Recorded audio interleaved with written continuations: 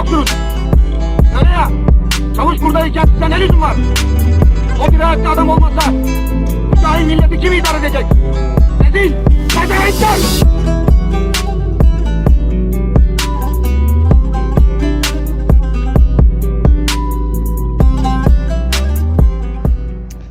Şimdi de yeni defnedilen Şinasi Yurtsever'in kabrine gidiyoruz arkadaşlar. Müslüm Baba'nın da yanından geçiyor şu an. Yine başı kalabalık, Müslümcülerin hepsi burada.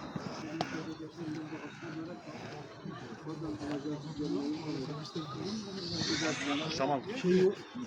Metronun orada. Ramazan var ya. Çöpçük. Köprüyü aşağıda ve yukarıda. Tam Fatih Mahallesi. Bu yorumda baba, bunu iki ayrılmış. Bu yorumda. Hayır yapmıyor. Bu hayır yapmış. Tabii bu hayır yapmış. Geçen sene bir şey gördük işte Ankara'da düşün bir şey yapıyordu. Müslüm Baba'nın kabri. Bana dün biri yazdı. Çoğu kişinin parasını almış. Dün bana biri yazdı. Bu sabıklar buydu. Yazdılar. Selamünaleyküm. Bu paylaştığınız Müslüm Baba tabloları hediye mi? Yoksa satıyor musunuz? Ben de neden? Nasıl da temizlemişler. Baba hayrına satıyoruz dedi. 300 TL. 5 araba lokma arabası satın alındı. Almadım. Yok arkadaşım. Ne almış? Arkadaşım var da o alacak söyledi. Ben de alın hayır ortak olun dedim. Sonra tak hesabı ya sildi ya kaldırdı. Sana bir şey ben sana ekranın isimlerini atacağım. Bu tarzda isimleri farklı ama sonları hep birbirine hep sahteci. Müslüm Gürses'in sadece başı hiç boş kalmıyor. Diğer herkes kimsenin ziyaretçisi yok. Olsa da çok nadir hani Müslüm Gürses'e gelmişken uğrayanlar var.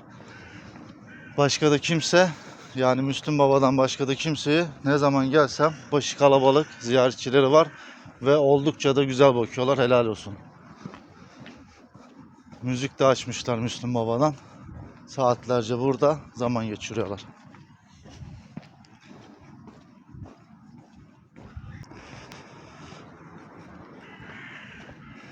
Burada da arkadaşlar Neriman Köksal'ın eşi Feridun Kete. Kendisi de yine Türk sinemasına gönül veren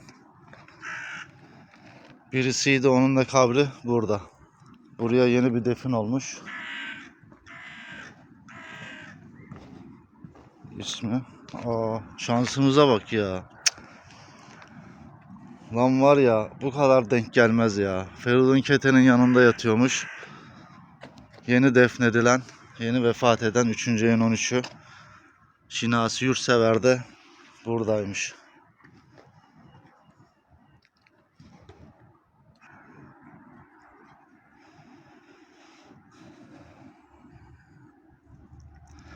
Yaklaşık bir ay olacak vefat edeli Şinasi Yurtsever. Yaklaşık 25-26 gündür bu hayattan gideli 26-27 gün olmuş. Allah mekanın cennet eylesin. Çok da erken gitti. Bakın burada da Galatasaraylı olduğum için soy isminden tanıdım ve Galatasaray'ın amblemi vardı, logosu.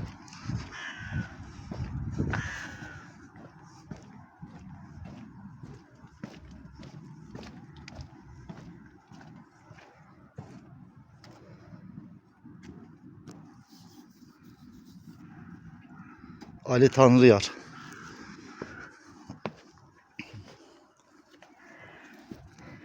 Eski İçişleri Bakanı ve Galatasaray Kulüp Başkanı Ali Tanrıyar. Yanında da eşi yatıyor.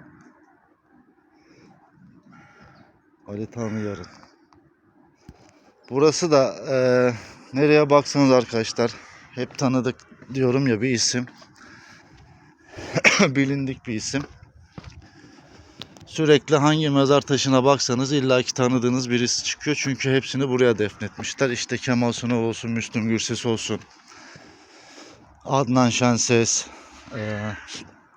O kadar çok kişi var ki sayamıyorum. Mesela Hülya Avşar öldüğünde burada yatacak. Mehmet Ali Erbil öldüğünde hemen şurada yatacak, aile mezarlığı.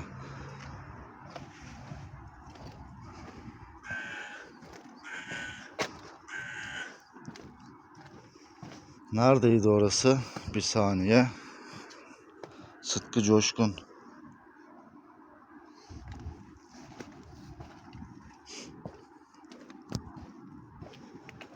Ebru Gündeş'in ailesi hemen burada yatıyor. Ondan sonra bu bölgede, bu bölümde olan, bakın tam karşıya bakın. Eşi orada, kendisi de burada, Neriman Köksal. Şinaz Yurtsever'in yanında Feridun Kete vardı. Fatma Neriman Köksal, yine Türk sinemasına ömrünü veren değerli oyuncu. Dediğim gibi burada birçok isim yatıyor. Kerim Tekin olsun hemen burada. Hülya Avşar'ın aile mezarlığı burada ve bir tane boş yer var kendine ayırdığı. Mehmet Ali Erbil'in ailesi burada ve boş mezarı var. Orada kendi yatacak. Kendine ayırdığı. Var da var, şu an aklıma gelmeyen, belki benim de tanımadığım, yanından geçip de görmediğim birçok kişi var. Burası Zincirlikuyu mezarlığı.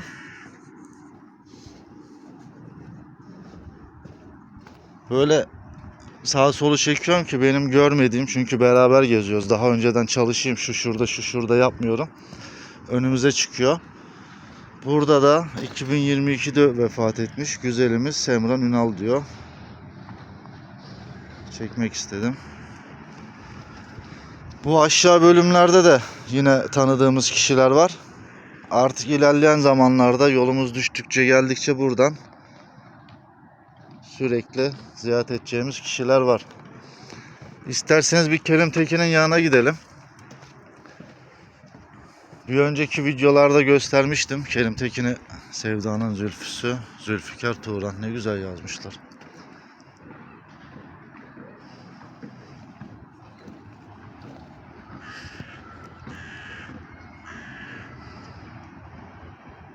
Mükerrem Topçu, Göksel Bıkmaz, Meral Bıkmaz, Semiha Bıkmaz.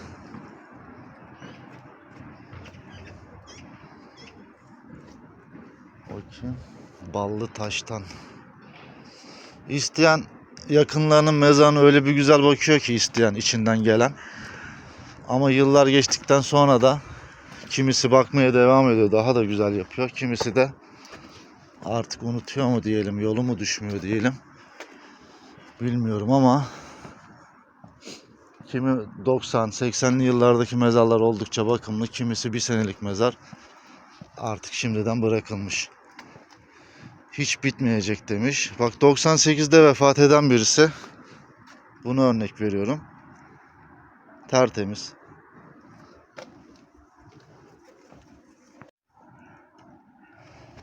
Ne güzel bir teyze, gülüşüne bak ya. Bir öğretmen böyle anacı tarafı var gibi ilk bakışta. Kimmiş? Feride Serap Yenigün, 2018. Allah rahmet eylesin.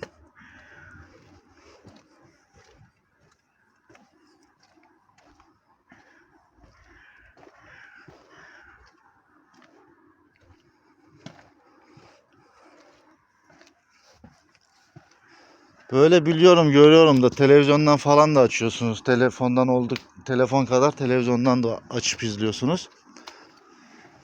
O yüzden birkaç şikayetiniz de oldu. Kendini çok gösteriyorsun gibisinden. Bu videoda genelde çevreyi gösteriyorum. Tanınmış tanınmamış mezarları. Zincirlikuyu mezarlığındayız. Genel yapısına bakın. Zaten oldukça güvenlikle, çok rahatlıkla çoluk çocuk, bayan, kadın, nasıl gelmek isterseniz rahatlıkla gelin. Her yer güvenlik dolu. Güvenlik kamerası dolu.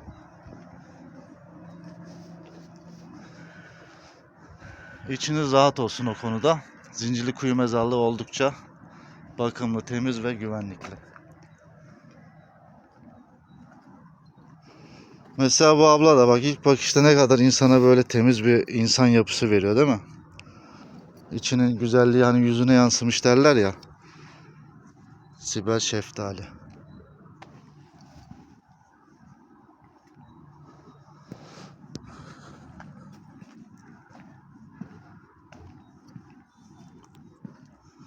Mesela yine diyorum, bir önceki videolarda hep gösterdim, anlattım ama dedim ya, Mehmet Ali Erbil de öldüğü zaman mezarı burada. Aile mezarlığı zaten. Saadettin Erbil, İffet Semerci, Şu boş olan yerde Mehmet Ali Erbil'in yatacağı mezar.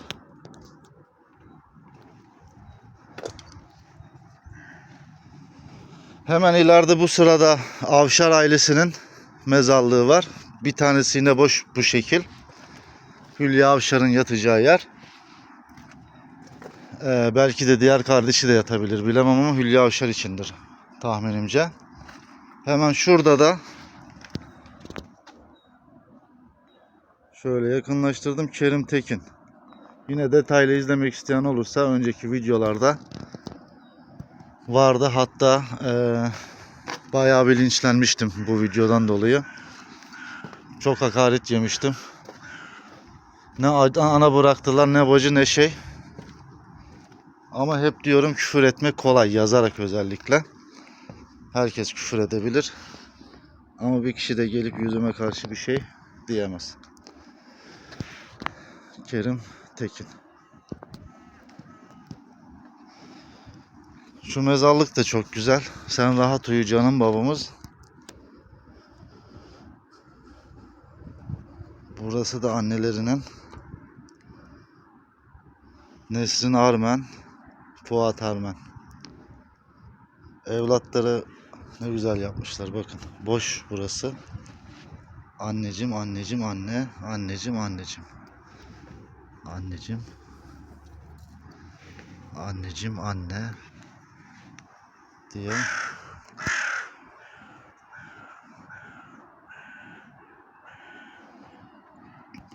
Bu da mezarlığa girince bütün her şeyi dışarıda bırakıyorsunuz. Dert, keder, o bu, işte ne bileyim, üzüntünüz, ego, kibir. Bütün her şey aklınıza ne gelse. Buraya girdiniz mi sanki böyle bir ferah, böyle sanki yeni doğmuş gibi bütün hisleriniz, düşünceleriniz tamamen yok oluyor. Ben hiçbir zaman paracı, para hırsı olan biri değildim ama para hırsı peşinde koşanlar bile eminim buraya gelince, bu ömür boyu çalışıp mal varlığı biriktirip de yemeyenler var ya, sadece toplum içine girince benim 10 dairem, 20 tane arsam var deyip hava atan tipler var ya. Ama sorsan ayağını bir denize sokmamıştır, çoluğunu çocuğunu bir tatile götürmemiştir. Varsa yoksa mal biriktireyim, bankada param biriksin, bununla da gösteriş yapayım diye düşünen çok büyüklerimiz var. Yani o yüzden diyorum, bizim toplumun %60'ı yaşamayı bilmiyor. Parası olsa da olmasa da yaşamayı bilmiyor. Yani paraya bu adamı yine yaşamayı bilmiyor. Öğrenmişler, çalışayım, gideyim beton yığınlarına para yatırayım. Bir yetmez, iki yetmez, hep hırs devam ederler. Al al al biriktir, yemeden git. Sade bu bizim Türk milletinin genel yapısı. O yüzden emeklileri görüyoruz. Malı mülkü de olsa park köşelerinde akşama kadar vakit geçiriyor bizim emekliler. Parası olan için de diyorum, olmayan için de, ama daha böyle kültürlü olanları görüyoruz tabii. Yaşlı da olsa, şey de olsa, hem kendine bakıyor hem de biz gençlerden daha da iyi de geziyor, tozuyor. Ya tabii büyüklerinden onlar da öyle görmüştür ama hayat sadece geleyim, çalışayım, geleyim, yatayım, çalışayım, para biriktireyim, ev, daire alayım. Bir daire alan ikinci istiyor, iki alan üçü istiyor. Doyumsuzluk da var. O yüzden bizim millet yaşamadan ölmeyi tercih eden bir millet.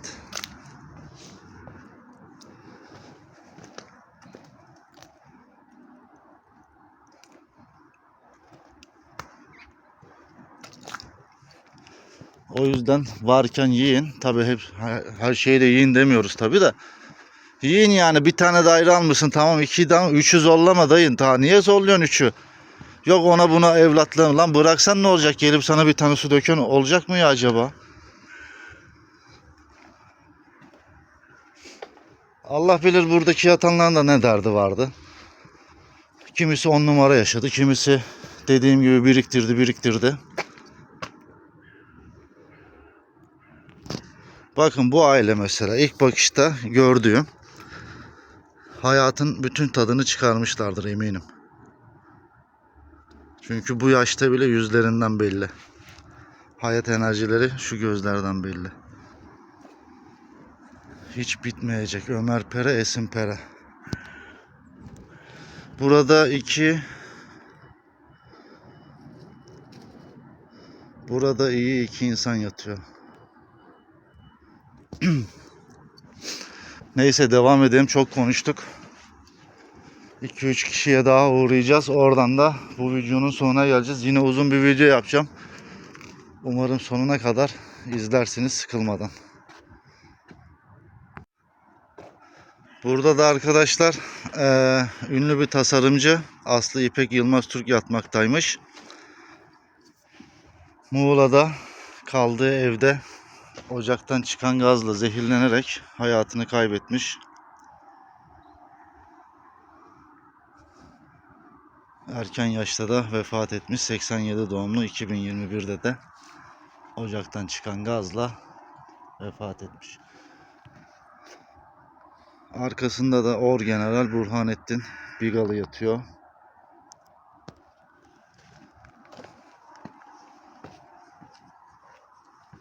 Geçici ayrılık. Köksal Tezcan, Faruk Tezcan. Tanımıyorum ama tiyatro sanatçısı Refik Ali Avenk 93 yılında vefat etmiş. Her iki mezar taşında da aynı şey yazıyor, tiyatro sanatçısı diye.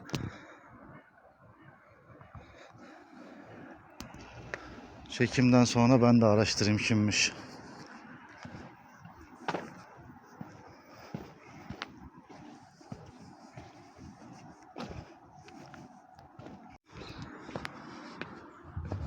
Türk futbolunun unutulmaz hocası Gündüz Tekin Onay.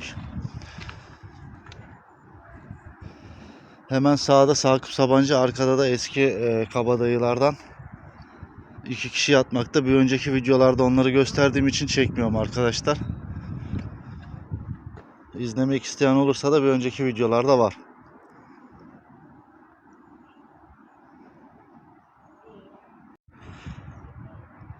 Dünyalar güzeli canımız Zeynep Onay.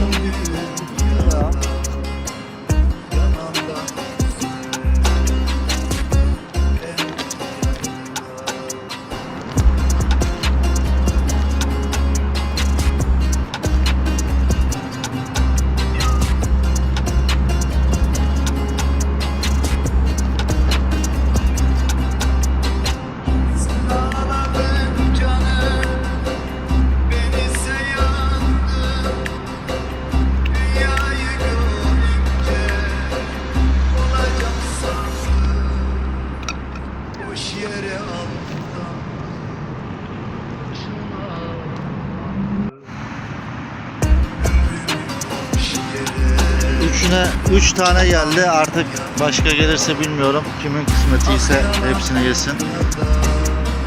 Bu da hepimizin hayrına olsun arkadaşlar. Saatimiz 7'yi çeyrek geçiyor. Ah yalan dünyada, yalan dünyada,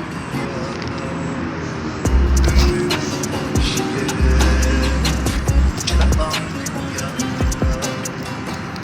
yalandan